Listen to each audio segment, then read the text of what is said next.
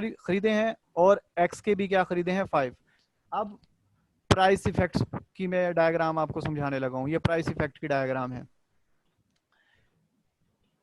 ये तो वही हो गया जो ये डायग्राम बनाई है।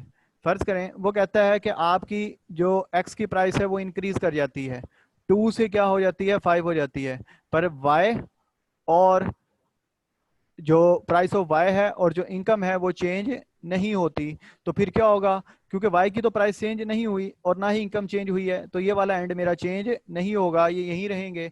और x की प्राइस इंक्रीज हो गई है, तो इसका मतलब है मेरी परचेजिंग पावर कम हो गई है। जब मेरी 2 थी कीमत तो ये क्या था, मैं इसके 5 यूनिट खरीद सकता था। अब ये 5 रुपए का हो गया एक्स, तो इसके कितने यूनिट खरीद सकता हूं मैं, 2 यूनिट खरीद सकता हूं। तो जो मेरा बजट लाइन है वो लेफ्ट वर्ड रोटेट हो जाएगी, अंदर की तरफ रोटेट हो जाएगी। अगर इसका ऑपोजिट केस, अगर सर एक्स, ये दोबारा समझा दें। अच्छा ये आपकी बजट लाइन है, या आप 10 रुपीज आपकी इनकम है, 2 रुपया एक्स की कीमत है, 2 रुपया वाई की कीमत है। आप मैक्सिमम इसकी 5 क्वांटिटी खरीद सकते हैं, इसकी 5 खरीद सकते हैं। इंक्रीज इन एक्स, एक्स की प्राइसेस क्या कर गई हैं, इंक्रीज कर गई हैं, बाकी वही की वही है। इनकम भी 10 रुपये है और वाई की भी क्या है 2 रुपये है। अब जो इनकम है वो 10 रुपये है, वाई कितना खरीद सकते हो 5, उधर तो मैं उसी पॉइंट के ऊपर हूं। अब एक्स की कीमत पहले क्या थी 2 रुपया थी, अब कितनी है 5 रुपये है। तो 5 में कितनी आएगी क्वांटिटी, 2 आएगी। तो ये शिफ्टिंग किधर हो गई, अंदर की तरफ हो जाएगी इसकी। इसको आप प्रैक्टिस कीजिएगा, ये आपको जब आप खुद प्रैक्टिस करेंगे तो आपको और बेहतर तरीके से समझ आएगी। अच्छा ये मैंने गलती से लिख दिया है प्राइस ऑफ वाई, इधर भी क्या आएगा प्राइस ऑफ एक्स ही आएगा। प्राइस ऑफ एक्स डिक्रीज कर गई है, बट इनकम भी 10 रहती है और जो प्राइस ऑफ वाई है वो भी कितनी रहती है, 2 ही रहती है। तो वाई की परचेजिंग पावर तो वहीं की वहीं रहेगी 5, बट प्राइस ऑफ वाई मेरी कितनी हो गई है, 1 हो गई है। इनकम कितनी है 10, तो अब मैं कितने यूनिट खरीद सकता हूँ, इसके 10 यूनिट्स खरीद सकता हूँ।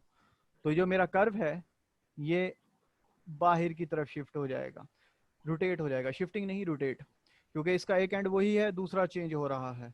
तो पता ये चला कि जब प्राइस कम होती है तो जो आपका बजट लाइन कर्व है वो बाहर की तरफ रोटेट होगा, आउटवर्ड रोटेट होगा। अगर एक्स की प्राइस क्वांटिटी, अगर एक्स की प्राइसेस इंक्रीज कर जाएगी तो फिर ये जो कर्व है ये अंदर की तरफ रोटेट होगा। अब हम इनकम की तरफ चलते हैं, इनकम इफेक्ट, ये इनकम इफेक्ट है, वही बजट लाइन आ गई 5। सपोज मेरी इनकम, अब सब चीजें कांस्टेंट रहती हैं, प्राइस ऑफ एक्स भी कांस्टेंट है और प्राइस ऑफ वाई भी क्या है, कांस्टेंट है। ठीक हो गया।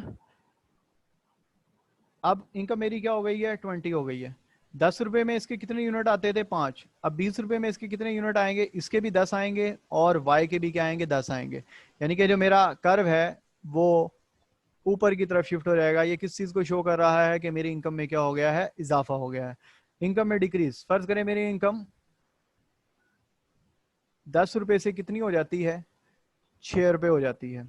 अब कीमतें तो वही हैं जो पहले थी, 2 रुपया और 2 रुपए। अब इसकी कितनी मैक्सिमम क्वांटिटी खरीद सकता हूँ, इनकम मेरी कितनी है 6, एक्स की कीमत कितनी है 2, इस तरह भी आप कर सकते हैं 2 बाय ये कितना आ जाएगा 3। इसी तरह इनकम कितनी है 6, वाई की प्राइसेस कितनी है 2, तो इधर भी क्या आएगा 3।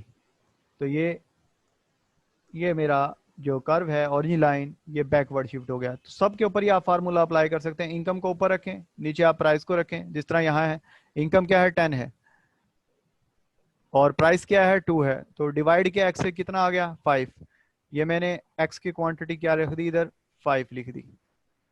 और वाई की तरफ चलता हूँ, इनकम कितनी है 10 और वाई की प्राइस कितनी है 2, तो इधर भी मैंने 10 को जब डिवाइड करूंगा 2 पर तो ये 5।